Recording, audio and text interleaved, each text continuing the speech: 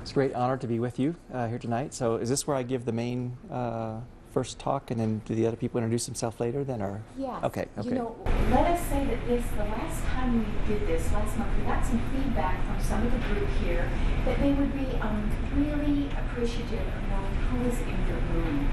And so we thought maybe tonight, instead of saving our introductions and questions for the end, that we would like go around the room now and just tell a little bit about who we are and why we're here tonight. You know me, so Amber.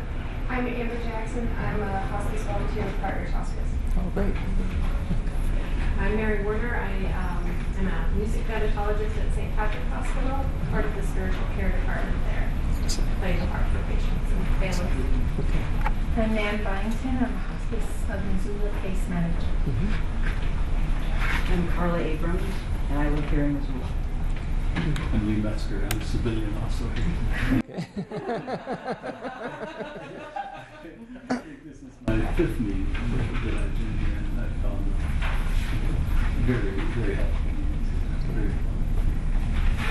I'm Nikki Fay, a cancer caregiver from Seattle, and now a cancer survivor here in Missoula.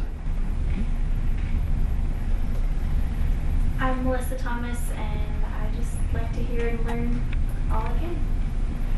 I'm Keith Brown. I'm a CNA with Hospice of Missoula. I'm Curtis Peters. I'm from Utah. Actually, I'm Fort Worth. I actually work at Hillside Healthcare. I'm a life enrichment assistant. I'm Josh Simpson. I'm the director of nursing with Hospice in Missoula. I'm Nancy McCord. I'm a social worker, and I work at Hospice of Missoula. I'm Jill, and I'm a nursing student, and it's my dream to work for hospice. Oh, yeah. Yeah, great. Excellent. Well, thank you very much for sharing on that. And before we talk about my experience in Mongolia there, I would like to share a little bit about some personal experience that's happened with me this week. About Thursday of last week, I got a phone call from my mother saying that my father was not doing very well and really asked me to come right away. And they don't live locally here. They live in southern Florida. And so that was a quick turnaround, and I was basically there in southern Florida in about 24 hours there. And to my shock and horror, when I got to the hospital and seeing my father, it was the last time I talked to him on the phone. He was just talking normally, and he actually walked into the doctor's office just a couple days before then. He was there in a bed, hooked up to a whole bunch of tubes and having just this agonal look on his face. And to make a long story short, he got a urinary tract infection, got urosepsis. Urosepsis went into his spinal cord, created cord compression on there, and it was just really in a lot of agony. At that time, we were still trying to press forward with IV antibiotics and getting neurosurgery and everything involved, just to try to relieve his pain, because it was just awful to see him suffer like that. And he couldn't really talk. He was paralyzed, but just that look in his eyes of just knowing that he was really suffering. After about 2 days of that, it became quite clear that this was going to be a terminal illness, that no matter what medically was out there, that he would not be able to recover from this.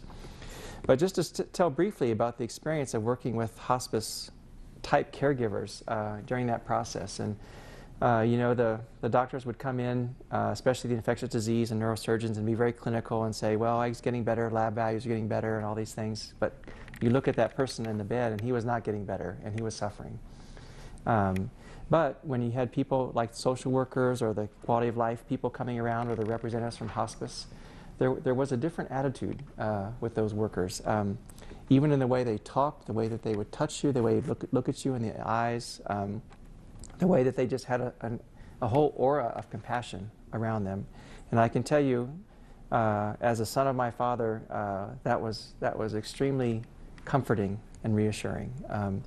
Now, as it turned out, actually hospice did not get involved because the day that they were going to take him to hospice, he actually died, which I'm very grateful for. He was suffering. But I just want to say, even from this week, that I've seen the value of hospice from a personal standpoint, and to know that there is an option for people who are really suffering, and there isn't much more medically that can be done, but you can definitely make their last few days on this earth a so much more comforting experience, not only for the patient but also for the family, because you know, sometimes the family don't always have the best, you know, big picture about, you're trying to do everything you can to help that person, and someone outside that can say, you know, that, well, maybe this is all that can be done, and don't feel guilty about that, but we just want to make your loved one comfortable, and that's okay, and for them not to feel guilty about that idea. So all of you who are either kind of thinking about hospice or already involved, I think you know these things, but it's a very noble work. It's a very needed work, and unfortunately sometimes American culture at large still doesn't really quite understand hospice. So I applaud you for wanting to be involved with it, because I think it's a very crucial part of the healthcare system that sometimes gets neglected in its value. So I just want to say that about that. All right, so Mongolia. So you might think, how in the world did I get there? Well, briefly, when I was a second-year resident in family medicine, we were on rounds one day, and my residency director, this is in the hospital, read out this letter. They were saying that Mongolia is a country that's newly opened up to Western ideas. They just had a democratic revolution in 1990. This was in 1992, and they said they had another family doctor go over there and ask them, you know, what kind of services will you be interested in to get some help and advice. And they said, well, we heard about this concept of a family doctor. We don't really know what it is, but we'd like to find out. So I went together with my residency director to Mongolia in December 1992, fell in love with the country and the people, went back there again the next summer and developed the first curricula there for the family medicine program, and then had their director of postgraduate medical education come live with me for a month in the States and showed them how we do family medicine. And then basically after residency, I did some missionary training and then went to live in Mongolia. I was a single at that time, met my wife there. She's from the Netherlands, and married in Mongolia. We have 2 adopted children from there, and just adopted a little baby here from Montana who's 3 months old now. So, so I was very active, involved in family medicine and working in the medical school, and doing different types of projects, and just kind of analyzing the Mongolian healthcare system. Now, if you know anything, which you probably don't know a whole lot about it, but Mongolia was not officially a Russian satellite state, but it basically was controlled by Russians. So it had a very Soviet model of medical care, a lot of subspecialization. You had dermatology hospital, you had an OBGYN hospital, you had a pulmonary hospital and things like that. So it was very much kind of a fragmented care. And as I mentioned, they never even heard of this concept really of a family doctor, and that was not even part of their system whatsoever. So this whole idea of kind of integrated healthcare, where you're looking at the whole person, the physical, the emotional, the spiritual, all that kind of stuff, was really a foreign concept there. And the other thing that was very interesting to me in looking at Mongolia is, I mean, worldview does make a difference about how you see a person. And there were 2 predominant worldviews in Mongolia at the time that I went there anyway. It's traditionally, from ancient times, really a shamanist, animist background.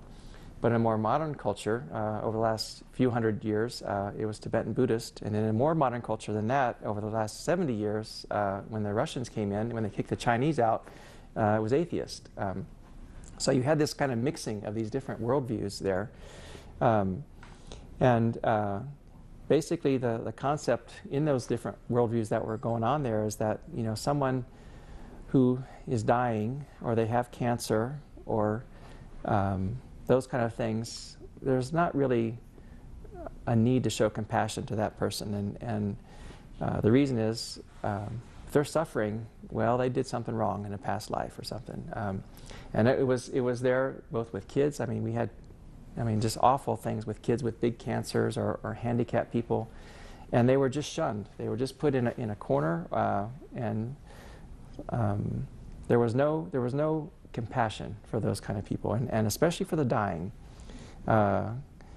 And even what basically would happen if someone would go into the hospital there, if they were diagnosed with an illness like cancer or some type of situation like that, they were sent home from the hospital and just sent home to die in a ger, the little tents that they live in, or at home.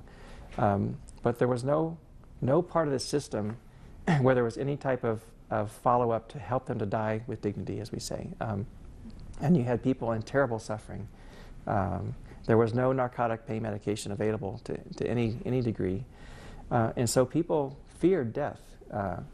You would have people when they're getting their 50s and 60s. 60s was pretty old for a Mongolian. They don't have such a long life expectancy. And just seeing their fellow friends and colleagues and family, die terrible deaths.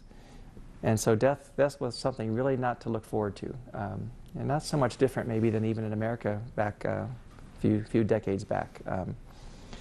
And so this whole concept of hospice or helping people to die without fear and to not fear that they're going to die with terrible pain was totally foreign. And I will not take any credit for getting this started. Actually, our Mongolian colleagues said we need to do something about this. And so the main doctor that I was working with there started to do some research on this and looked at models from around the world on this. And so we said, well, we don't have any money to do this, but we're just going to start small. So we just started with a couple patients, and basically the Mongolian healthcare system says you can do whatever you want with these people. They're out of the system.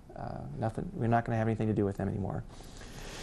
And one of the biggest challenges was actually getting pain control, because you could not legally import morphine or any of these other kind of things to help people. And it was a legal battle to get this into the country.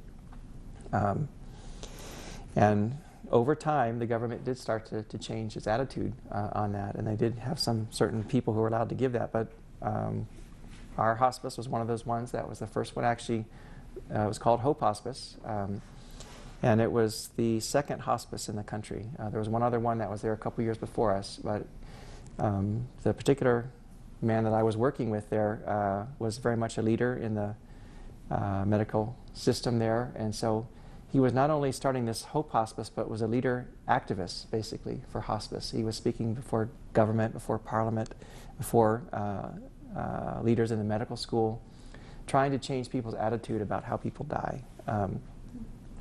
And so basically, we had this little van, and we just go from ger to ger, these tents, and just visit people, usually, every several days, and we would teach family members how to take care of them, how to do their change their clothes and washing them, and especially making sure about pain control, and really getting family members involved. And actually the biggest impact we had probably is not with the patients themselves, but with the family, because anybody who loves somebody else, you don't want to see somebody die like that. And they were so grateful, not only because they didn't see their loved one die in pain, but that someone would care about their loved one, when basically Mongolian society just kind of shunned those people, was a real ministry to the family. So, basically it didn't take too long before word got out about how this works. And there were multiple other Christian ministries that saw this too as a need in the healthcare system. And so the multiple hospices started. And then there started a hospice association, and then a national palliative care association. And our director went to the regional palliative care association meeting as a model in Asia about how you do hospice. And then he got on the medical school, and they actually started a palliative care department at the university. There's one university there, medical university in there. And I'm just saying that I'm purposely not taking any credit for it, because it was really a Mongolian initiative on this. I helped facilitate things, but it was Mongolians who saw this as a need and saw we need to do something different. And that hospice is still going. There's multiple other hospices, and actually, as I understand it now, that hospice care is now becoming part of the official paid-for Mongolian healthcare system. And that transition took about 15 years, actually, for that transition to take place. And it's spreading to other Asian countries. So I'm not quite sure. You probably know more than I do. I don't know exactly where hospice started, where in the world it started. If it started here, I'm not sure. But it is spreading in Asia. And And I've seen how practically it helps people, it helps families, and it's needed. And I know I was sharing with you before that, you know, when I was in training, hospice was a new concept, relatively new. And just glad to see that it's here in Missoula, that it's become an accepted part of the American medical system. And hopefully, you know, it'll become worldwide, because there's still people, you know, lots of people around the world that are dying terrible deaths unnecessarily. So that's the short version of what's going on. Well, thank you. Dr. Ihrig, one of the things, of course, of primary concern for hospice professionals is pain management. And my question comes up, if they weren't using narcotic medications for hospice care, were they using them for acute care in other situations? And were they available then, but just not to you out in the field, so to speak? Even in acute care settings in Mongolia, there was limited availability of narcotic pain control. So being in the hospital was a terrible thing for people. And I hate to say this, but pain management was reserved for under-the-table payments. And basically, if you did not, because physicians are paid so low in that country, the only way, and I certainly understand how this could happen, the only way they could feed their families is to have systems where families would have to pay under the table to get certain care. I mean, terrible things like, if you did not pay under the table and you didn't have the money, you get the operation, but you get the operation without anesthesia. And they were having, you know, I knew friends of mine, Mongolian friends, who had appendectomies and different things without anesthesia, because they didn't have family members who could pay for the pain stuff there. And I know it sounds barbaric, but that's honestly how it was. And there was narcotic available, but not universally. It was for people who could pay those kind of bribes, basically. Was there any alternative to narcotics that was effective for pain in a hospice situation? There probably are. We couldn't diversify too much. It was such a big battle to get the morphine in there. And maybe now it's better than that. But that was the chief one, to try to get a system in place where it wasn't being abused, it wasn't being getting gangs or the mafia or whatever involved with that, but that we could use it in a legitimate way without it being seen as a trafficked item.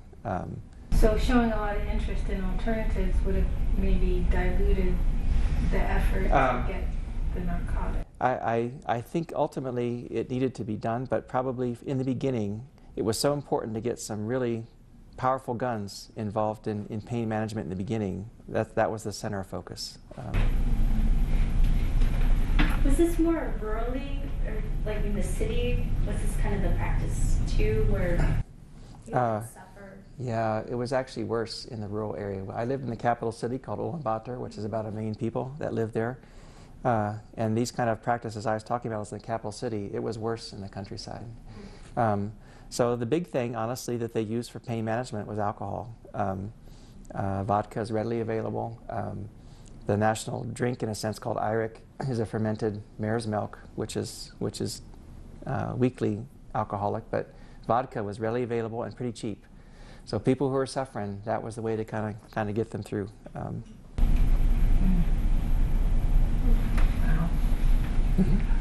curious about sort of the dynamic that was behind your colleagues, your Mongolian colleagues, being able to sort of break away from the traditional view of death and acceptance of the neglect and suffering. Yeah.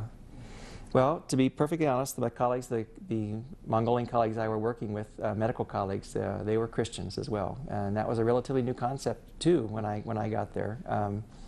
But out of a Christian model of care and compassion, believing people are created in the image of God, every person, no matter what they look like, is worthy of dignity and respect. That was different than some of the other worldviews that were predominant there.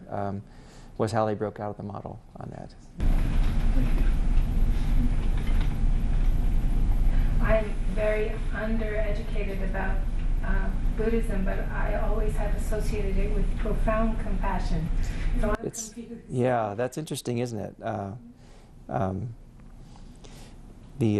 There's different forms of Buddhism too. That's a Tibetan Buddhist background there, but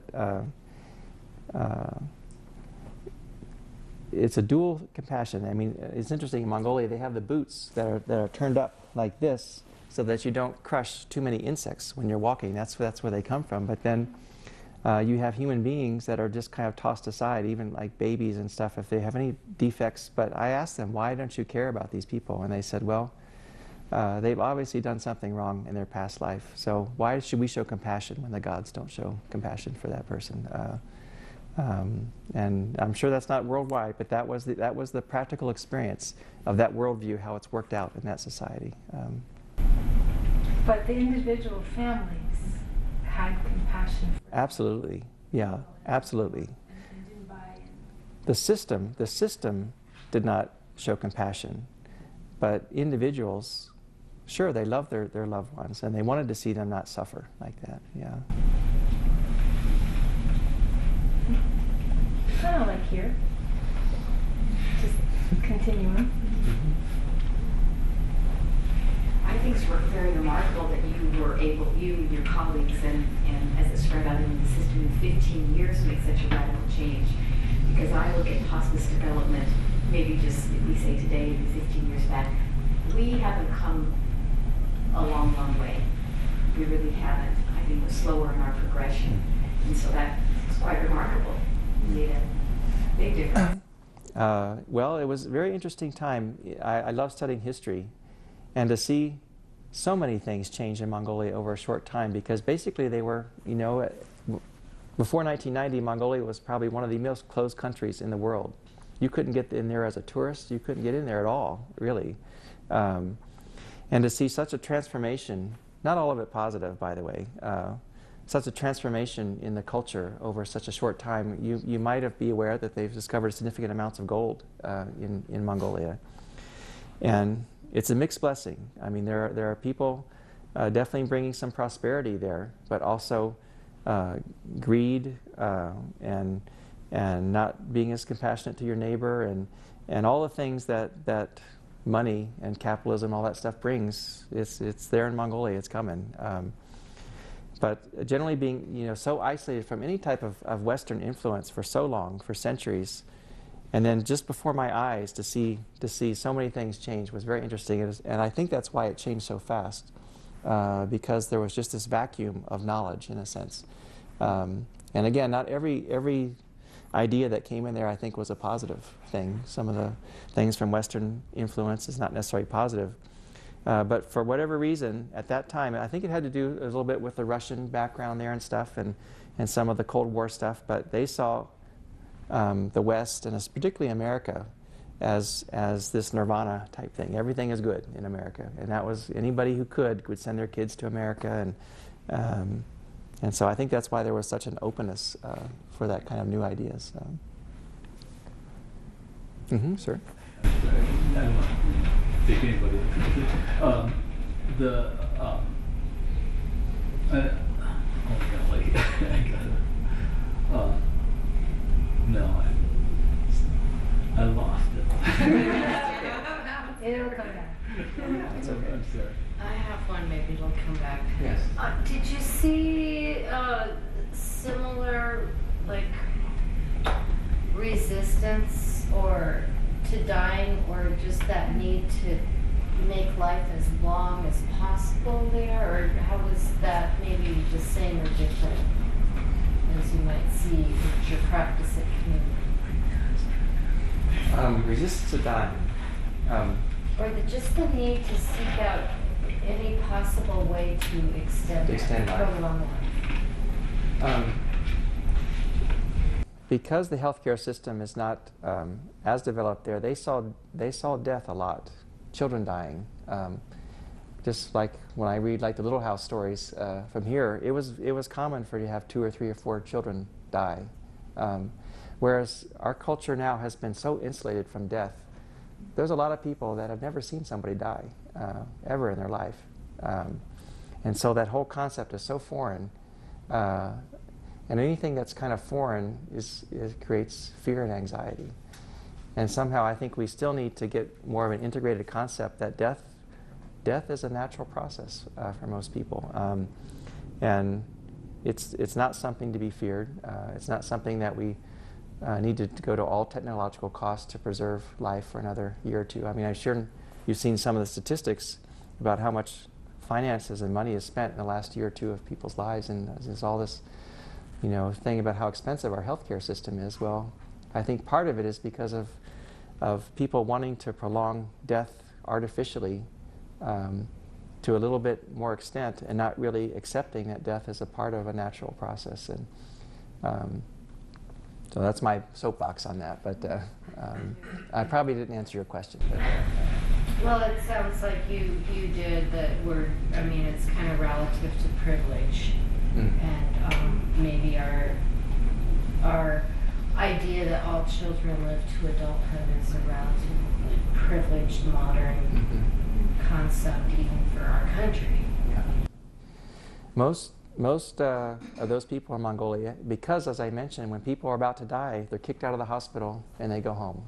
So most people had seen people die, whether it was a child die or an aunt or an uncle or a grandparent, and also because of them basically being a herder society, they're used to seeing death all the time, death in their animals. They have this thing called Zud, which is a terrible winter that comes every few years, and they would have millions of animals die, whole herds wiped out and everything. So they had to basically face death all the time, whether they're animals or people.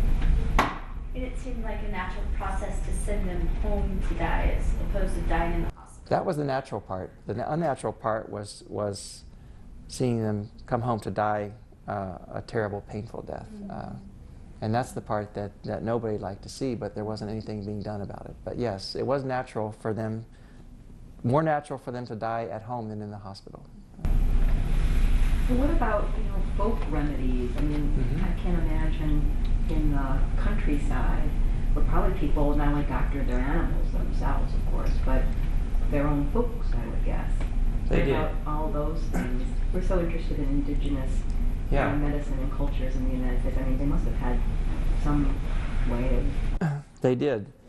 And interestingly, still, especially more in the countryside, when you would ask what people really believe, it was still underlying a shamanist culture, worldview. So they have these practices about throwing the milk up into the sky to the sky gods, and most villages would have, in a sense, like a witch doctor. They don't call it a witch doctor, but that's basically what it is. And they would do some incantations and have some little potions and things, and it did seem to help, with the pain control and stuff. So they did have those kind of folk remedies like you're talking about. Is anybody studying those? Oh, I'm sure they are. Yeah, I'm sure they are. I've read books on shamanist practices in Mongolia, and I'm sure there's some sociologists and anthropologists that are studying those things. Particularly the plant medicine. There are, and also another big part, they actually have a separate tract in the medical school. That's what they call traditional medicine. And a lot of it has to do with herbal medicines, Chinese medicine. So you can be a medical doctor and be a traditional medicine practitioner there. I'm curious about how what you came to know about their birth practices compared with how they saw it in life.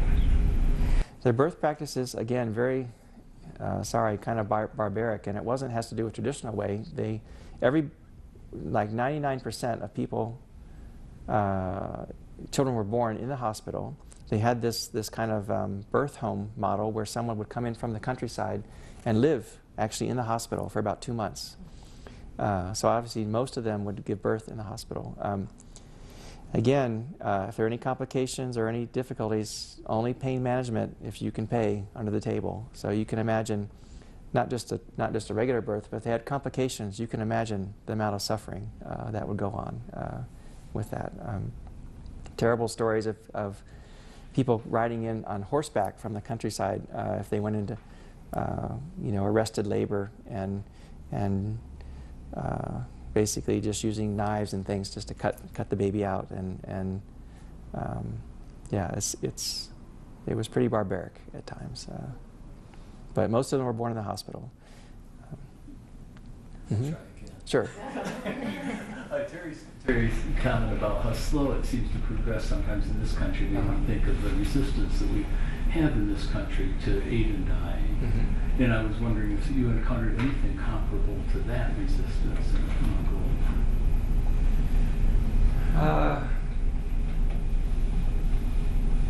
I guess a philosophical aversion to palliative care or assistance. It wasn't so much a philosophical. People didn't understand sometimes why you were showing so much care and compassion, but I wouldn't call it resistance, though. I would say it was more like apathy and just not really. And that was again more with the system, not necessarily with individual families. There was a great deal of interest with individual family members to try to help the dying family member. Yeah, but I wouldn't really call it resistance. You feel like we still have resistance in American healthcare? Do you feel like we have resistance still in American healthcare culture? Absolutely. There's much more resistance than acceptance. We just had a bill in our state legislature for trying to farm a system and die. So I think Lee's bringing up the topic of really physicians' aid in dying Yes. versus the comfort care model, if you will. So that was his question. Right. Was there an active, I guess, movement towards helping people who were suffering, maybe end their lives Yes, sooner, thank you. sooner than Yes. they otherwise would, Right. through medication Right. or other methods. Right. Or if any of the activities that you were engaged in were seen in that light, and perhaps not. No, I don't think they were seeing that light. I mean, there definitely was not any type of either active or passive euthanasia type discussion going on there. Yeah, that wasn't really on the table that I'm aware of. Maybe it is now, but. So did you feel that the activities that you were engaged in resulted in earlier deaths than might have otherwise occurred? Probably more the opposite. That if they're able to get some pain relief, and the reason I say that because I've seen people dying who are really, really hurting. I think there's almost and I saw it with my father just this past week when they're hurting so much, often they just kind of give up their spirit. They just can't keep going on. But if they can get some decent pain relief, then I think sometimes people hang on longer. Actually, not always, but no, I don't think that in general, providing comfort care hastens their death. Sometimes providing pain relief allows them to go too in some instances. Maybe it slows their system down. Not to help them go, but sometimes maybe the endorphins are so high or whatever that it's keeping. But I was thinking about, and I hope this doesn't sound offensive or anything, but I was thinking about how you said the hospitals would send patients home to die. You know, how barbaric it seems. And I suppose it is, the barbaric part is the pain, you know, that they were in still, but I almost, you know, I view that the system that we've created, that our society has created here, could be viewed as barbaric as well, because keeping people alive, with the hope, because there's not been that physician-family communication saying, we can keep your mom alive on a ventilator for years, but as soon as she gets an infection, or we're going to treat this infection, but she's going to get it again. Right. And decreasing the quality of life, I think, almost to a certain degree, is just as barbaric. I agree with you. I guess the barbaric part of what I was trying to describe is the idea that you would let someone suffer, go through an operation without pain medicine unless you pay a little bit under the table, which to me, that's barbarism, really. But It suggests that the resource is there. it is there, yes. It is there for those that can pay. But I agree with you with your general comment on there. Sorry, go ahead. I'm sorry. Did they see that suffering as almost as a spiritual act that they're doing their? I think that was part of it. I couldn't quite get in their heads, but yes. I mean, if you look at what Tibetan Buddhists do to kind of work out their religion, a lot of it has to do with purposeful suffering, going on your hands and knees for hundreds of miles, to kind of. So I think there's an aspect of that. Did you find resistance to medications with that spiritual practice?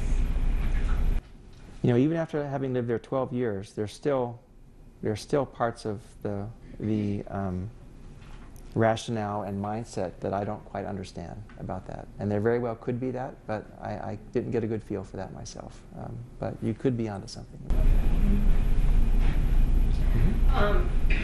In my little tiny bit of experience, I'm kind of seeing a couple categories where there's this natural decline, which at least here we're seeing a lot of dementia, it's aging out, versus a disease-caused death. And what did you see there in terms of dementia care, or we can help somebody live in dementia for 10 years here, Yes.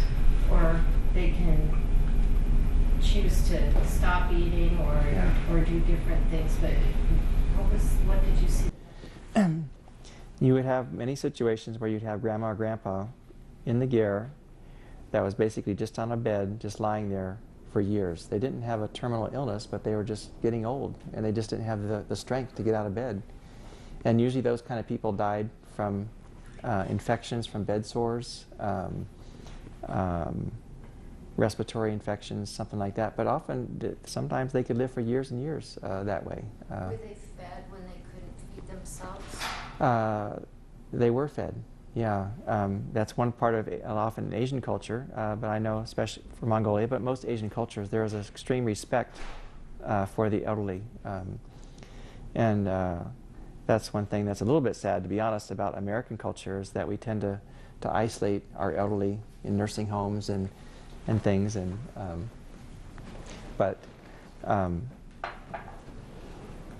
Yeah, that whole nursing home model was foreign in Mongolia, and I don't necessarily think the nursing home model is the best answer either, but they would be fed, yes. And they didn't always know medically trained, about how to prevent bed sores and things, but they did honor them and try to take care of them in the home. And what did you observe as a determination of when they might stop feeding or allow that natural decline to occur? The exact, point that happens, not sure exactly, but yeah, but I think they would still try to feed them. They wouldn't let them just kind of dehydrate and go out that way. They were still trying to feed them as long as they could swallow. If they can't swallow anymore, I saw people die that way, and that doesn't usually take very long. But as long as they could eat, they would still try to feed them. So the idea of quality of life, the way we talk about it now, so a person bedridden for 10 years, that was still seen as an acceptable quality of life. It's just because that's all they've observed. That kind of went back generations too. Yeah. No judgment intended. Yes. Just trying to see what you saw there. Yeah. Again, the life expectancy was significantly less than here, so you didn't have that many people in their 80s or 90s even, who had that kind of severe dementia.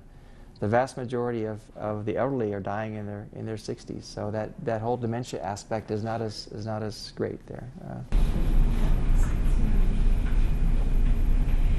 I do know that besides shamanism and Tibetan Hinduism, that there is a fairly significant Muslim population in Mongolia.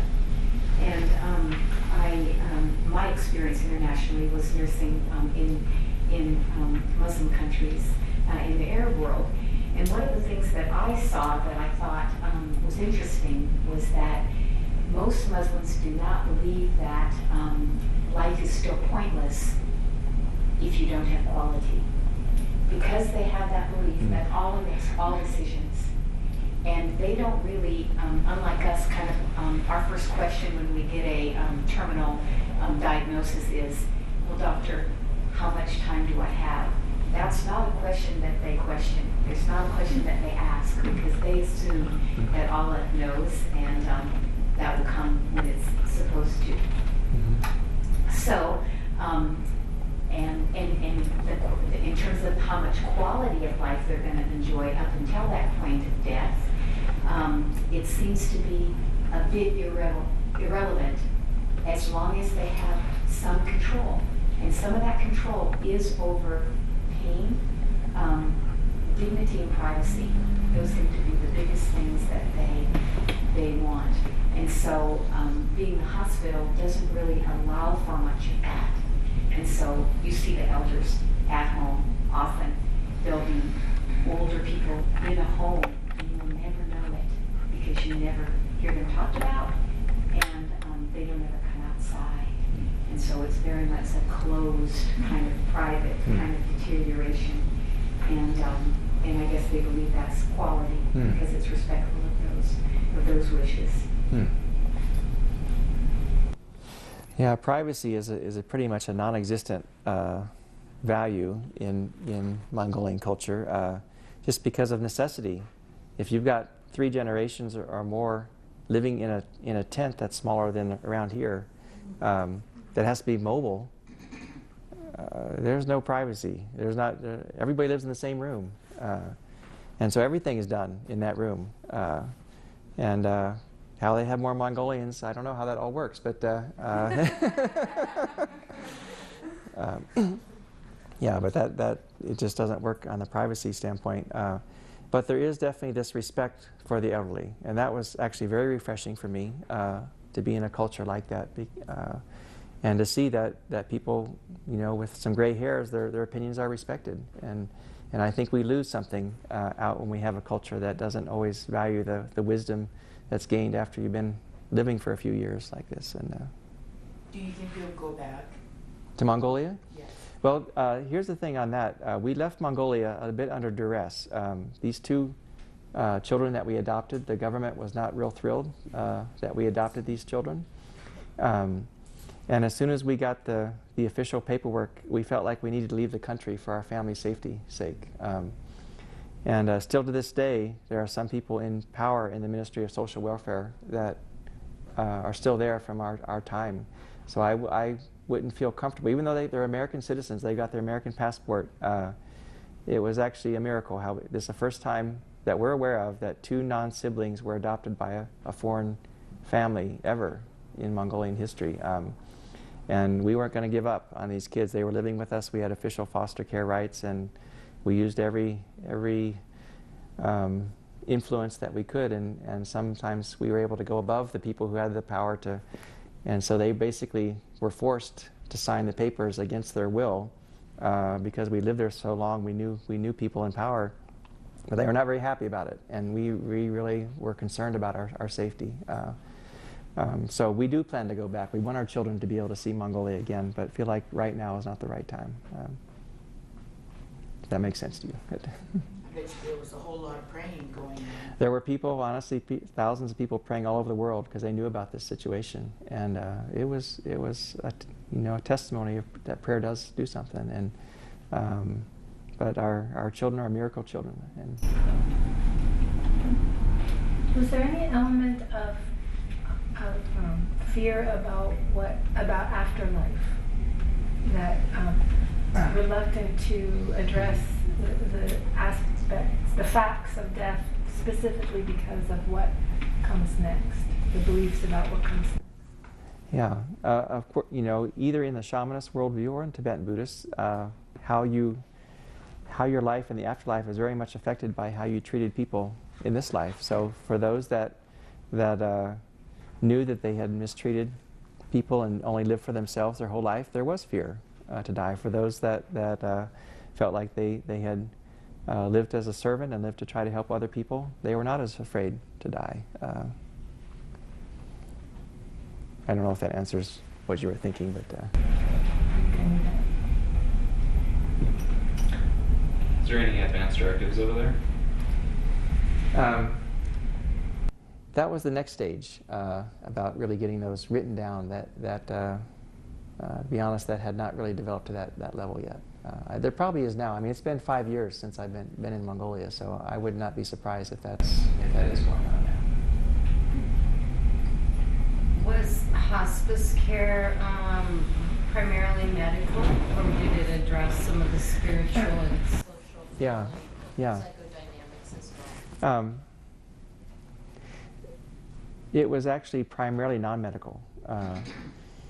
Basically helping the family members deal with dying, about social work issues, about how to help them financially or who's going to do what afterwards, to help children because everything's right in the home. They see these people dying, help children to process death, those kind of things. And then there was a spiritual aspect of it. It was not proselytizing per se, but they knew that the people who were involved in care were Christians, and then they would ask, why are you doing this? Why do you care about my grandfather who you've never met and come here day after day and help to change things and just take care of them? I mean, why are you doing that? So there was some aspect of that, and amazingly, a lot of patients actually said that before they died they wanted to convert to Christianity, and it was a serious conversion because for them not only to convert but to say I want a Christian funeral. So to say that means that they would publicly declare before their whole family that they converted, and there would be some persecution for that. But then actually more people became Christians, not the person who died, but the family members, because they saw that there was something to this, that they cared for people in a way that was different than the healthcare providers who were part of the system. So it was kind of a total thing. I mean, medical care was definitely a part of it, but there were so many other parts of hospice care that was, in a sense, non-medical. So hospice is a Christian-based concept? Not necessarily Christian, but comparatively to the other predominant worldviews that were there, where you would see someone worth taking care of and worth treating with dignity and respect, no matter what they seem to be utilitarian part of society. So once they couldn't produce anymore, but they were still worthy of taking good care of. And that we're talking about old people a lot, but actually a lot of the hospice that we did there was not old people. It was young people who had cancers, big tumors that were growing on the side of their face, and or handicapped people, some of the type of mentally or physically handicapped that would be able to be productive here. They just didn't have the resources to take care of them, so they would be dying of other simple infections that they shouldn't die from. But because you didn't have the resources, sometimes hospice would have to get involved just because there was nothing else to do to help them right then. So I don't think hospice is necessarily a Christian concept, but there are certain worldviews that hospice would fit in more than others. I would say that. Did you guys do all this self-funded, or did you get help from the government? Not self-funded exactly. There was absolutely no help from the government. They did not see this as a priority at all. So family members actually contributed a small amount. They would contribute often with food for the patient, and help a little bit with just some expenses, like for bandages and different things. So it was not really funded from the outside per se, but it was. But we're talking, really minimal costs. This is not hospice like done here. I mean, we're talking of probably 50 cents a day for patients, something like that.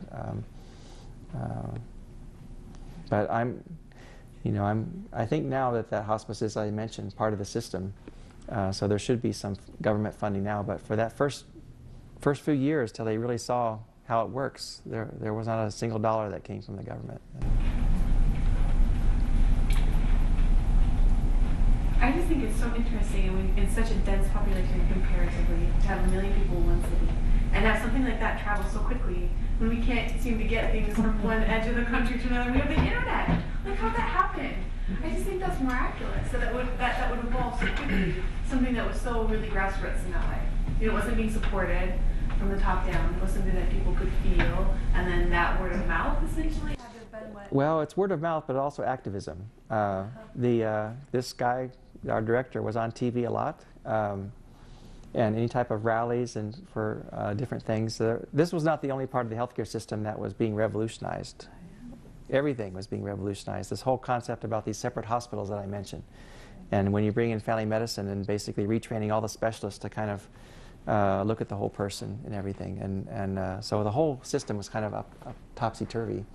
But it was grassroots, but not just grassroots. There were some active ways to kind of educate the public about things. I think one of our biggest obstacles really is not in Mongolia.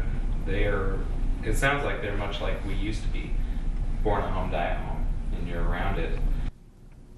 And there's no. Born in the hospital, die at home is actually. But they're familiar with it, and there doesn't appear or sound like there's big money behind healthcare. And I think here in the United States, it's unfortunate, but it's true. There is money behind healthcare, and that unfortunately equals hope in a lot of instances that I don't think are truly strong. So even though we know that palliative care is right and that it's what we need to do, we have to fight against that corporate machine that has become our healthcare. You know?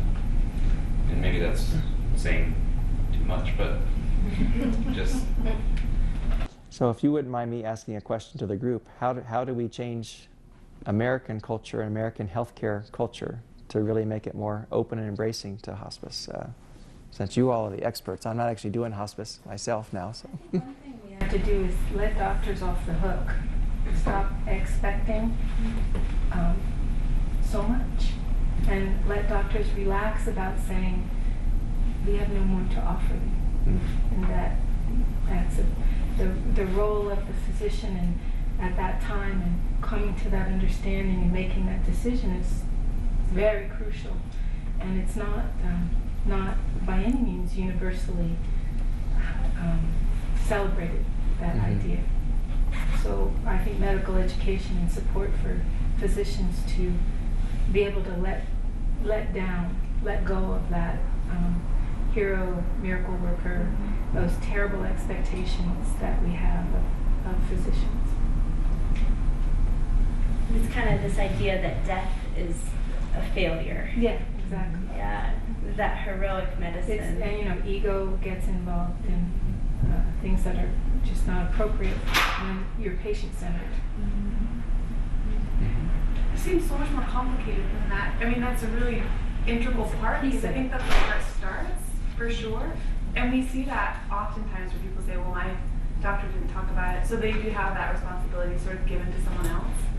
But I think that separation from death is a huge part, right? Because I think we're born, we have a life, and we might die. And that seems to be what most Americans say. Like, maybe. I mean, it's funny when people are polled and they're not sort of in our circle or already talking about it and aware of it.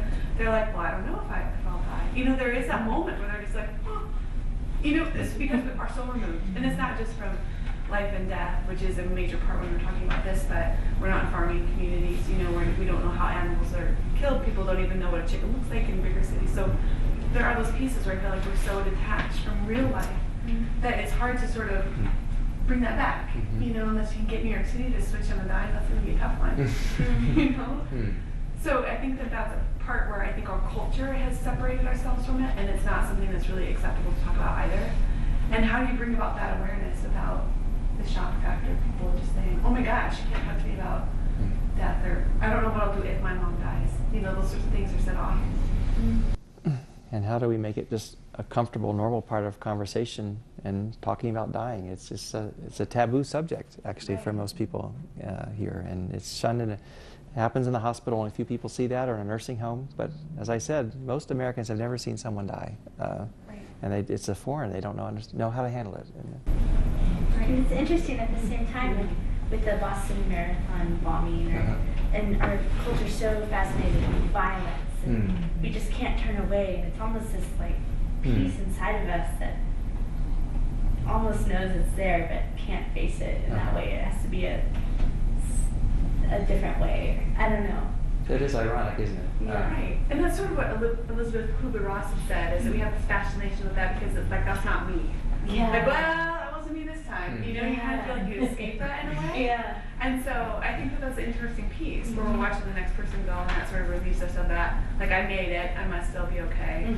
You know, it's an interesting dynamic there. And to be perfectly honest, our culture has an exaltation of youth. We do everything we can to prevent a wrinkle coming on our face. And that I think is, again, trying to not have to think about death or dying or getting older. And every day I see patients in my office that are so distraught that they're starting to get older, as if it's not a natural process, but it is a natural process. Yeah. I think we can really look, and we talk about this at other community conversations, but we can really look to the birthing movement, because there was a time where most births happened at home, and then all of a sudden they had to happen in a hospital, and you had to have anesthesia, and then for whatever reason, lots of different social movements, people kind of looked at that and thought, well, that doesn't have to be that way. We can take birth back, and we can create options and revisit, but it came from educating ourselves about birth and being able to go in and say to the professional, well, what about this? And reassuring the professional, they don't have to be the expert, because I'm going to bring some information in too. And then the expert being willing to meet me there. So I think that we can look at that as some inspiration on how we create some social change. I'm telling you, I'm still just, my jaw drops when I look at what we've done with cigarette smoking in my adult life. Because when I was in high school, it was kind of starting to be trendy to have smoking lounges for students in high schools, because cigarettes had become so socially acceptable in the 70s, and then all of a sudden, bam, in the 80s, it's like, we're not going to smoke anymore. And it just, so I feel like if we can create that kind of social change in healthcare and in awareness and personal choice, you know, we could do it with death and dying, and take that back and educate ourselves through conversations like this and professionals like you who are willing to talk about other ways. I can tell you, from having practiced a good part of my professional career in a non-American setting, you can provide very, very good quality care for hardly any money. I operated an international clinic there, and I had access to a lot of the same medicines here, and without the pressure, or to be honest, the legal system behind you, you can do a lot. Even if you don't have an X-ray machine or MRI, you know, just the Marcus Welby, listen with a stethoscope, and extremely inexpensive. It saddens me to see, honestly, where American medicine is going with the technology, but not necessarily improving quality of life, and just getting more and more expensive. I mean, you know all the statistics. We have the most expensive healthcare system in the world, but by far we don't have the best statistics. We've got to do something. I know everybody's kind of complaining about Obamacare, but we've got to do something. We can't keep increasing the percentage of GDP in healthcare in this country. It's bankrupting our country. I'm a believer in tort reform. I mean, these lawyers are saying that it's only contributing, you know, a fraction, you know, 0.5% toward healthcare costs. That's not true. There are so much other things that are done in medicine because you're worried that the standard of care is that you're going to be sued about something, and that's just the reality of it. It's not because you think that's best for the patient. It's because someone that you think a lawyer could say, why didn't you do that test? That would have found that cancer, kind of a thing. And it's terrible. It's not good quality medicine. And so we need to have a movement like you're talking about there, how to get back control of medicine, because something's terribly wrong with the way we do it in this country, in my opinion. But it is so refreshing to hear you say that. A doctor. My heart swells with joy to hear you speak these words. Myself, I was a struggling single mother for a lot of years and worked 3 jobs and worked very hard, and certainly the last thing that I had money for was medical care. And out of necessity, I learned a lot from books and herbs and vitamins, and I became very proficient at dropping my kids' high fevers 2 and 3 degrees within an hour with megadose vitamin C in juice on a blender. And for 1 solid year, I prayed over 3 glasses of water and asked God to provide every nutrient that we needed. And we stayed well until we moved, and I forgot to charge the water with prayer, and we all got sick. But my point is that there's so much we can do through folk medicine, through the power of prayer, positive thinking, or higher power, along with change. I mean, we all know, how crooked the medical monopoly is and big pharma. I mean, I've worked against it for years, and I've proven, just as a wobbly single mother, that I could keep my kids well and I could heal them. Well, amen to that too. So one other quick soapbox, not quite directly related to hospice, but one other shift that I think really needs to happen in the American medical care system is to put responsibility back on patients. There's so much this thing that you can live however you like, and you go to the doctor and the doctor's going to fix it. That's why we have a expensive healthcare system.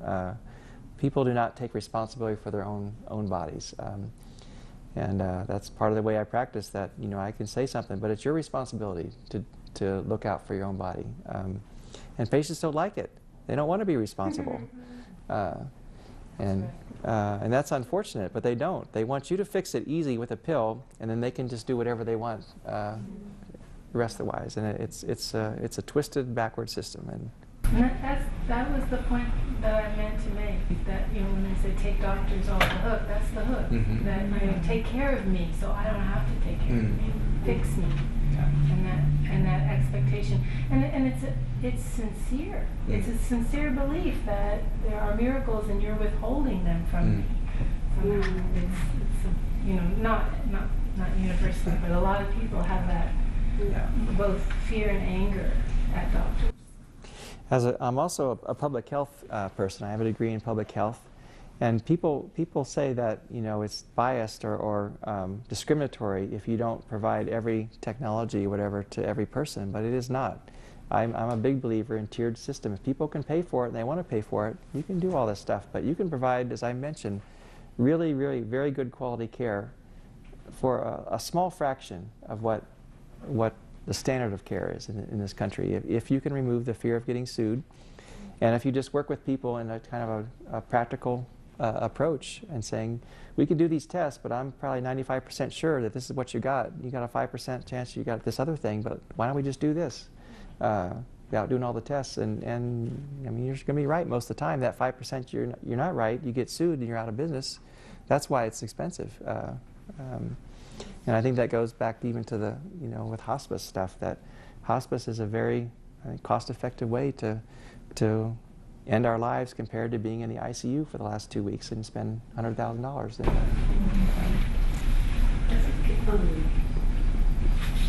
You're talking about kind of Mongolia in the U.S., but there's a lot of different cultures, and we're sitting here, I think, mostly white, mostly fairly wealthy compared to the rest of the world. I think we have a sense of entitlement to live to be 90, even if we look at our parents and say, oh, Jesus, please don't ever let me live to be 90. It's like, well, we want to cut that off, but I think if this room were half full of young black men who might have a life expectancy of 45 years, we'd be talking about different, there's a lot of subcultures in the U.S. that don't have even the tween of the 90. But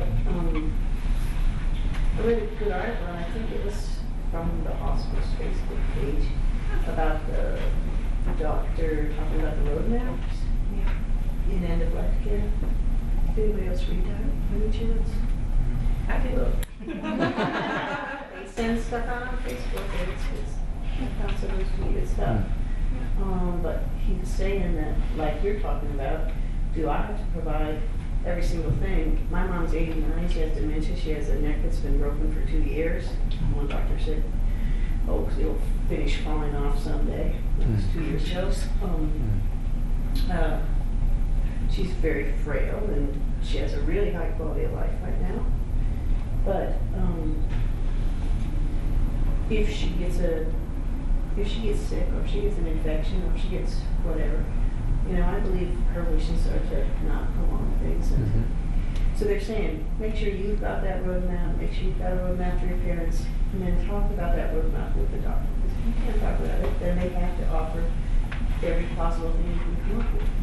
But if you could say, now, why are we treating this, you know, infection as if we're going to have him living for another 30 years when he's probably got a few months? Yeah. And if you say that's the roadmap, and all of them could agree to follow that roadmap.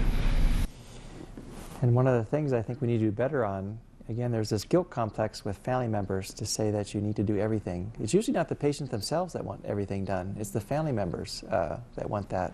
And how we can relieve the burden. Say, I know you still love your spouse, or you love your mom or dad, but loving it doesn't mean you have to do everything that's available to prolong their life a short time. And that's, if we can somehow better communicate that to relieve that guilt from family members, we go a long way to keeping people out of the ICU that last week and allow them to go home. And to be, you know, that kind of romantic idea that you have your whole family members surrounded around your bed as you say your last breath hardly ever happens in this country. I think 100 years ago, I think the life expectancy was like 50 years or something. So if you know, if you could look at that and say, wow, just maybe way past that. We're in bonus years. You just Some one of of us. I get my question really, you know, we were talking about hospice and end of life specifically in the U.S. You know, how does that dance go for you? You know, as a practitioner, when you have people that come in, is it patients that are bringing it up that say, man, I heard hospice is so awesome, you know, when am I going to be ready? Or is it something that you have to feel like you gingerly lead people towards? Like, how does that dynamic go? I've never had that happen. Where a patient says, hospice is so great, bring it on, kind of a thing. Yeah. Like, when am I ready? Sign me up. No, and I wish it would be more just as part of the conversation. I mean, American culture and all cultures are influenced by art and media. I bet there's no TV show on, maybe apart from a reality show, I don't know if there is, but that shows people dying with dignity in a hospice situation. It's not part of any type of sitcom or drama on TV. It doesn't look like a normal part of life. You know, usually they say like art precedes philosophical changes, usually by a generation, and if we don't have our media and things like that kind of representing this, it's just not part of the way people think. The one show I can think of that did really well. What's that? It's Willy Wonka and the Chocolate Factory. The grandparents do that. The grandparents do that. Yeah, you just heard them all in one house. Kids sleeping at the other end, the other direction. It takes a long time in the doctor's office to really kind of talk through this with patients, and generally I don't have time to do that. So there have been a few patients that want me to talk about it, but it takes half hour, 45 minutes to kind of work through all the different scenarios and what you want done. And yeah, well, I mean, we're moving more toward what's called a medical home model, where you have all kinds of different levels of healthcare practitioners working as a team. That's the way medicine's going. It's a good thing. You can't have the doctor spending 45 minutes going over different things for hospice. It's not a very time-efficient way, but you can have other people in the healthcare system working together to do that. But it still needs to happen. It's not happening at all right now. So, go ahead, sir. There are a couple of themes that came up earlier that kind of came together for me and made sense in a way that it hadn't before. And one was the comments of talking about how difficult it is for us to deal with death, and how much of a taboo subject that is, and how uncomfortable families and we generally are. And the other, I mean, I wanted to come back to the point about the very powerful incentives inside pharmaceutical and medical providers, the medical establishment, for continuing treatment and for peddling hope. in my experience, has been with a focus on giving hope, where it really defied my common sense that hope was a reasonable thing to be doing. And being a bit of a cynic, it's easy for me to see that driven, at least in part, by the powerful economic incentives for yet one more treatment. And I think that the medical profession has to take some major responsibility for that. And I think the recent article in Time provided some really interesting documentation for the ways in which our medical system frequently becomes abused, where the choice is between trying to pursue improbable hope through expensive treatments, as opposed to the option of relaxing back into some sort of palliative care. And so it seems to me that that's a major problem, and it's one that could be addressed in part by making it easier for us to talk about deaths and for families to process that prospect. But it seems also that there's work that needs to be done in terms of the economic incentives that the medical profession is faced with. I agree. And how do we do that? We've got a lot of smart people here. Can't we just fix that today? It all happens at once because doctors are patients, people are doctors, people are nurses. We have our roles and we have our labels, but we're also citizens, and we're all going to die, and we're all going to have something to do with birth and everything in between. And I think although each kind of role or segment has its particular responsibility, it's a zeitgeist. It's like a wave that passes through, and I think it's happening, and I have had a really hard time wearing my skull earrings because Hospice of Missoula has a part in the Festival for the Dead, and everyone has these lovely skull earrings and very cheerful, bright colors, and I spent a lot of my time as a care provider trying not to stand out, trying not to be a part of where the attention is going. So I don't want my clients or my patients to focus on me. I want the focus to be on them. So if I'm wearing skull earrings, that's shocking. It shocks people. And I'm not sure that it's my role to shock people as a representative of hospice. I have a struggle with that. And it's on the other hand, I love the people that I work with who are more accustomed to and comfortable with being bright and shiny and more comfortable with attention as art, representative art. So I like being part of particularly this hospice that is very colorful and exuberant and cheerful about our work. Because we should be.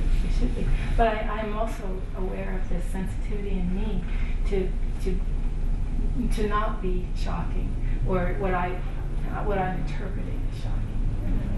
So that's also, there's a sort of delicacy that is also part of introducing the topic. You're cheerful about death, you're dancing about death, you're what? You're getting dressed up about death. And that would be the thing to do. That would be the thing to do. To make it, oh boy, you're going! And that would, that has to do a lot with what we think happens next, of course. And that's a whole nother role, that's a whole nother aspect of. Well, that's part of the beauty of what makes our team, I think, and all hospices, honestly, just so fundamentally beneficial, is that your job when you're a caregiver isn't to be anything except for to help that person with their patients. And maybe you'll have some patients that are like that, and they would be comfortable with Day of the Dead garb, and they're going to be celebrating it, or maybe they're Tibetan Buddhist and they understand that there will be suffering. I mean, whatever that path is for that person, it's just to respect them in a way that you're invisible, and I think that's entirely true. You know, so maybe as an organization we try and push end of life in that way, like being out in the community and saying we should be accepting of this. But when it's one-on-one, you're right. I can see why that would be so intimate and in a place where you're wanting to respect people's wishes and not offend in any way. That makes sense. It's interesting too, like, that just reminded me, and I love that you guys are part of that Day of the Dead celebration. I think that's so neat in the arts. But it seems like with a lot of big movements, like just recently with the gay marriage movement, that there's like one group really pushing, and then there's Ellen DeGeneres, this kind of jester who's coming in from a different angle and winning over people's hearts in this like sideways artistic way. That's kind of fun, and it's a bunch of different pieces to a whole movement. Too. You know, here I am with my skull earrings on. One of about 7 pair that I have. But you know, it's a great reminder, and I'm trying to think about honesty and authenticity, and what they represent to me isn't necessarily what they might represent to the person I'm talking to. So my job then, if I'm going to wear these and work for hospice and try to be edgy but also sensitive, is to create a space of honesty so that the father can say on the phone, you know, you were at my house and you had that bracelet on with the skull on it. That made me really uncomfortable. And I could hear that and think, probably better think a little bit more about when I wear things and what I wear and where I wear them. But I felt really grateful that there was that place of honesty. Yeah, that he could say that, that's what and that I could still push him into that edginess where he could say it. So, yeah, it's so individual. It's just so, we're just all in our own very own personal space with death and symbolism. It's a great topic, earrings and skulls. Well, yeah, well, Dr. Ihrig said, you know, where does it start and where do we go? And I think out of all the themes that we've talked about tonight, quality of life and honesty, quality of the relationships between people, that it kind of boils down to a word that I'd like to say is as simple as permission. And each one of us and each other person, I think, works in their own way to give people permission to follow their own heart and permission to be honest. We have permission to educate, and most of all, for physicians to have the permission to say, you know, I think we've done all we can. Let's work on quality. Let's work on a transition of your goals. And to give families, and I find that as hospice nurses, social workers, certified nurses assistants, all of the professionals that enter the home, we're giving the family permission to let down one huge guard that they've held for a good long time and just get down to the bare necessities of taking care of one another. So maybe those earrings give somebody permission to entertain the thought of death. I wear mine out on a Saturday evening, but I never wear mine to patients' homes. And so I think I give my permission another way. And you all give your permissions too, I think, in a different way as well. We're kind of nearing a time of the evening where we'd like to just go around the room and briefly, succinctly, if each one of you could say, what themes stood out to you? What did you hear tonight that was meaningful that you will take with you and perhaps maybe share with another individual tomorrow or during the next week? Okay. Can we start with Marika? I'll go last. No, you don't want to go first. Okay. I guess, you know, it's very similar every time we have a community conversation. For me, I just feel full of energy, and I really love how people can get together in a group like this and speak so authentically, and I don't see that in everyday life. You know, I don't see that happening outside of our work, really, where people can get together and share something that's so sort of taboo, and how you feel about it and what you want to do about it. So that energy fills me up to do the work that we do, and I love that you guys are here doing that. I think that I'm really grateful, and I do want to figure out ways of spreading the word and not being, you know, embarrassed, giving other people permission to talk about it. So it's definitely a great piece. I'll take that for sure. I really liked the idea of the grassroots movement with this big scary medical system, and I know being a student in it, seeing how it's a pretty big force, but I like the idea of this grassroots movement and hopefully different movements making some pretty big change. And I did tell my nursing class that I'm such a believer in hospice. Like if I get a paper cut, like put me on hospice. Like, sorry, that would be palliative care. I loved hearing how the hospice concept just took off. Gosh, I just thought so. Took off in Mongolia, and my observation in talking to people here that gives me hope is that it sure feels like in the United States, once a hospice family, always a hospice family. Once a family's utilized and been touched by a hospice service, they're not gonna go any other way. Try to do it without talking too long, I guess. I think there was a bunch of times that I was going to chime in, but we had a great conversation. I think what I take away from it and what I relate it to is the fact that small movements do grow, and they grow fast. I think about 10 years ago when I was in high school, and it's the very first time that with homosexuality, there was 2 kids in our school that came out, and they were treated so badly because it was taboo. You know, it wasn't okay. And now that is not the case, and it's been only 10 years, you know, since I've been in high school. And so in 10 years we've made great progress there, but there's been a lot of people that have been pushing for that. And I think with this, you know, we've been there before, and we can work our way back to it again. We just all have to be on the same page and talk about it. I think talking about it is most important.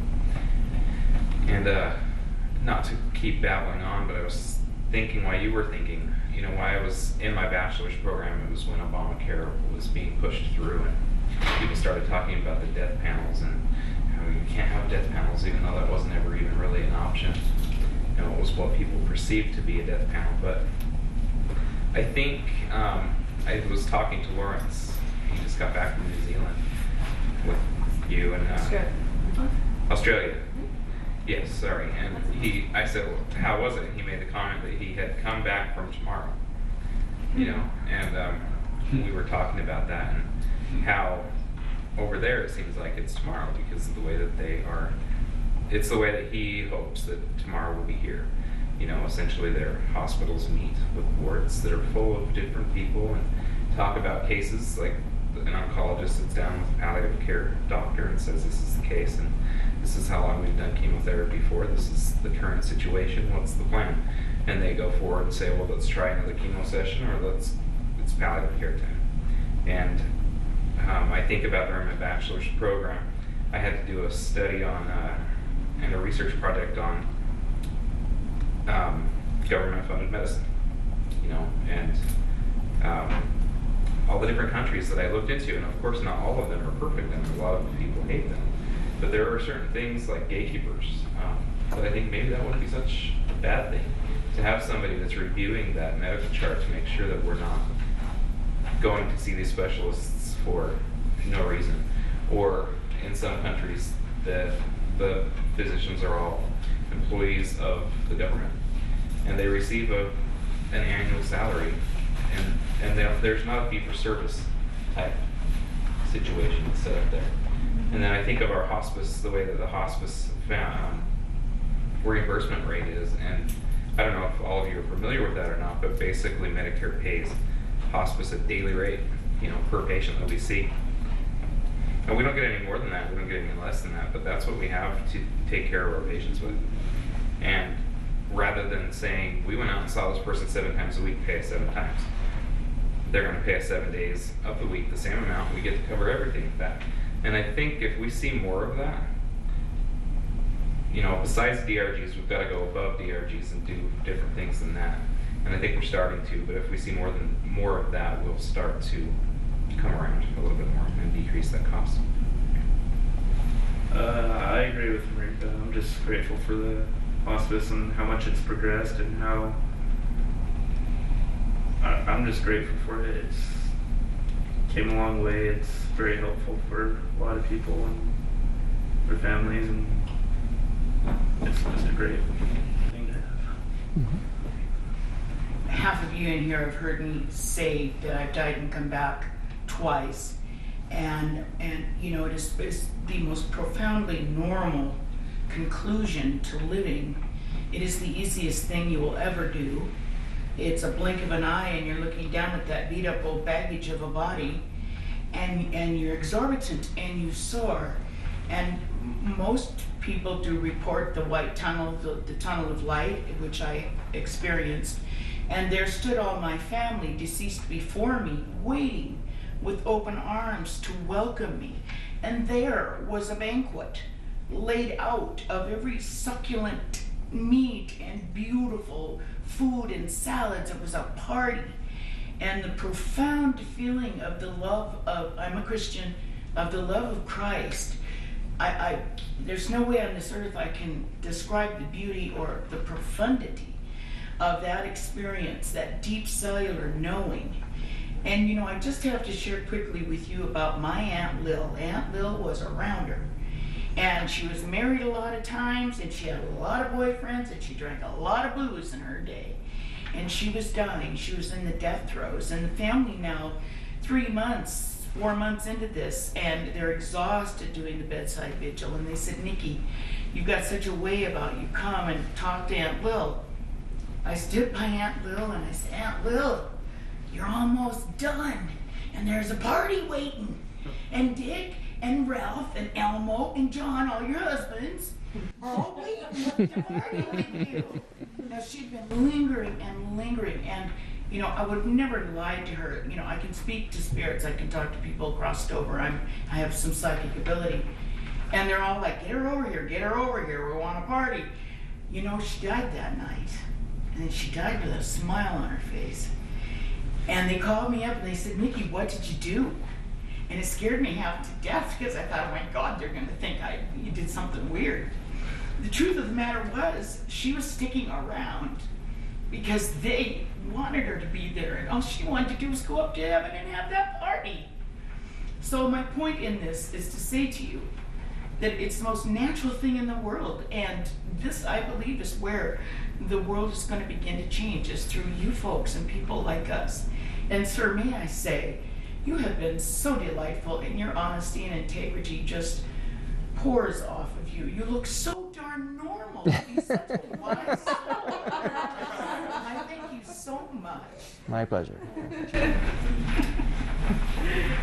I'm just gonna have to say that I was really surprised at how kind of more or less kind of quickly that hospice has kind of picked up in other parts of the world, and that how surprisingly slow it's moving here, and how everything is just so slow moving here. And I just kind of agreeing with everybody about how trying to figure out ways we can make it go quicker and get hospice more recognized.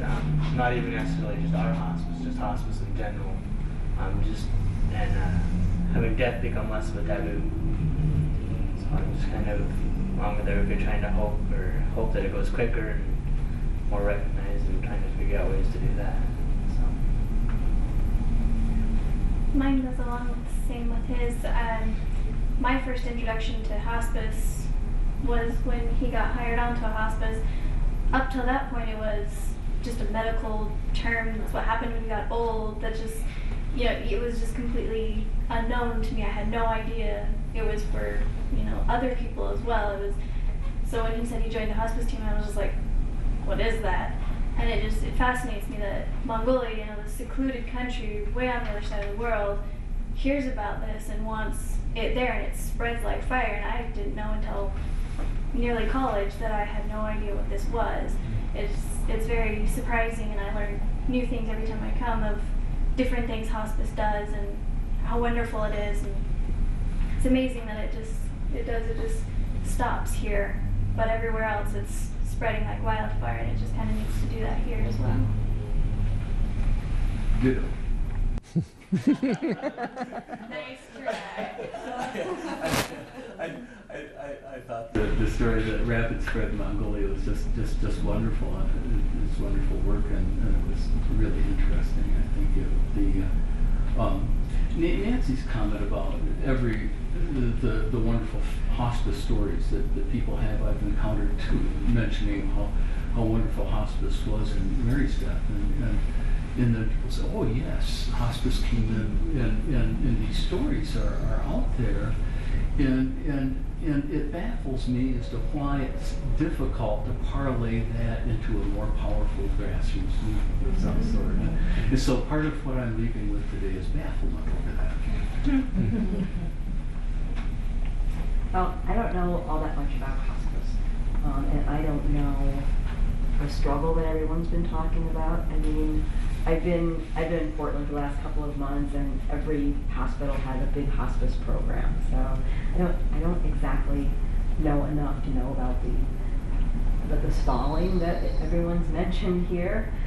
Here we all are, and hospice seems to be something that is a part of the Missoula, the different hospitals and that kind of. Anyway, I just found that, so I think that's interesting, and I would be interested in looking more into what's really going on with that. Mm-hmm. And also I was really interested in Mongolia, so I was fascinated and thinking about different cultures and how they might have had to change in recent years in dealing with their loved ones as they pass away. So I wanted to find out more about that, and I found that to be really interesting. And the fact that it spread so quickly, amazing and positive. So. I'm aware that some of us here have experienced very recent deaths. I appreciate your presence. I appreciate that you're out and being with us at this time in your lives. And the other thing that I'm really touched by is the young people. Thank you. Thank you. Because you're who is going to make it happen. It's where it's got to be there. So thank you for coming.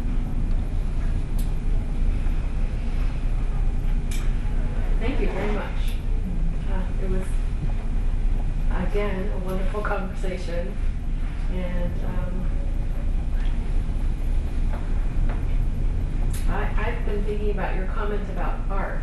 And how did you say that art and something preceding the changes in culture? Yeah. Art and media. Yeah. That's what I'm taking away. You're mentioning Stories Lee. This person that we visited in Australia has just published a book that's full of stories about the work that he does there. I'm curious more about art, visual arts, and dramatic arts. And that's what I'm going to go away with, is looking more into what's happened in the past as far as those changing culture, and trying to imagine how that could affect change here. Thank you. I want to just make one comment on that. It was so fascinating as my little amateur sociologist over there to watch Mongolian culture change based on art and media. In other words, when they started getting open to Western culture, they would have American TV shows or American music or whatever, and you would just see the young people morph into semi-Americans over there, and what they listened to, how they talked, what they wore, what their conversations were about. And I am so convinced that art and media is the way to change a culture. I mean, Hollywood has an inordinate amount of influence around the world, inordinate amount.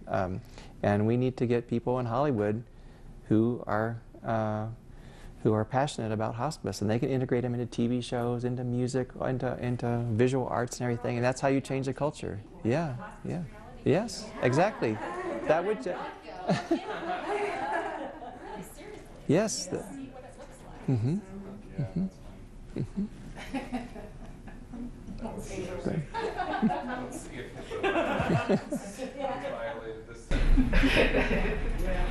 Unfortunately, unfortunately, being late, I didn't get to hear most of the Mongolia things, so I'm hoping that there is some recording. It sounded fascinating, and I too, I like what you said about the gay movement, and I think a lot of that has been through the media, and Ellen, and some of our superstars coming out and making it more normal. And I think that's true. I think we just have to continue talking about it, continue showing that death doesn't have to be so fearful, and there's a way through it. And hospice is a major part of navigating. Clearly, banking on the last time I was here, joyfully through the death process. So what I take away is for me to continue to talk about my experiences with hospice and helping people talk more openly about death and not being so afraid.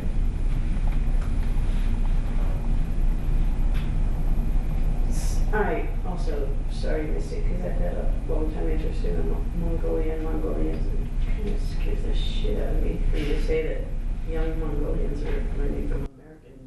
Mhm. I'd rather see them riding their horses. That's the I agree. steps. I am living with a stage 4 cancer diagnosis. I do not have an entitlement feeling that I should get to live to be 90, but I hope to have a while longer. Part of what I have had so far is a chance to become a lot more comfortable with the idea of dying.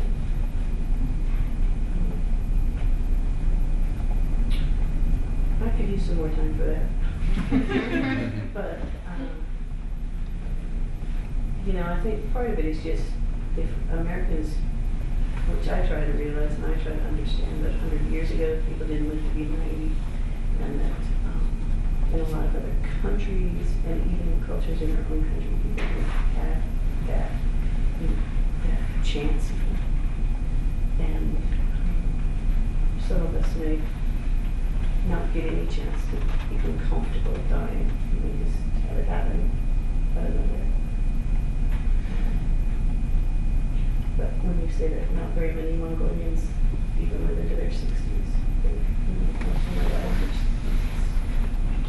I'm happy to live my life like a Mongolian. Thank you for sharing that and for willing to come here and be vulnerable like that. I think that hospice does start with us here talking to the people in our lives, our families, our children, our brothers and sisters, our parents, and not just once in a while when it suits us, but like, I'm going to go home and Facebook about this. This is what I learned at discussion tonight. What do y'all think about that? And I'm from Western Oregon. I know what you mean. It is hard to understand that hospice is not everywhere. It doesn't permeate culture. So yeah, just gonna keep talking about it to anyone who will let me until they're like, oh God, she's on it again. Thank you. Well, thank you to Dr. Ihrig for being here tonight, sharing your experiences with us. I look back over the number of years that I've worked in a hospice setting, and I'll be the first to attest that even today, it is a sure way to stop a dinner conversation cold. to bring up what you do and to talk about the meaning of life that way. I think Rick is really right in that we somehow have lost the ability to talk about maybe one of the most intimate things in our lives with our family members and out in the public. And I'd like to get permission to get that back for us.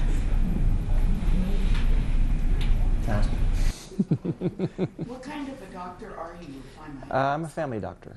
Pardon? Family medicine. Okay, and you're here in Missoula? I am. And what is your last name again? Ihrig. It's a funny one. It's a funny one. I'm looking at my badge. I don't have my badge on. Ihrig. It's a German. Ihrig. It's a German name, but Parkside Family Medicine. Okay.